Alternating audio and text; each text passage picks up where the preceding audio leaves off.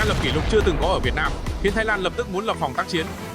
Năm 2025, Nga trở thành thị trường tăng trưởng du lịch mạnh nhất tại Việt Nam khi lượng khách đạt hơn 590.000 lượt chỉ trong 11 tháng, gấp gần 3 lần cùng kỳ năm trước. Cùng lúc, tổng doanh thu du lịch Việt Nam lần đầu vượt mốc 1 triệu tỷ đồng, xác lập kỷ lục lịch sử. Sự bùng nổ này khiến Thái Lan bắt đầu lo lắng, đến mức Hiệp hội Khách sạn Thái Lan kêu gọi lập hẳn một phòng tác chiến để phân tích vì sao khách Nga, thậm chí cả khách châu Âu như Ba Lan, đang chuyển hướng sang Việt Nam thay vì xứ chùa vàng như trước. Câu hỏi là, đây chỉ là cú bùng nổ ngắn hạn hay Việt Nam đang thật sự giành lại thế thượng phong du lịch Đông Nam Á?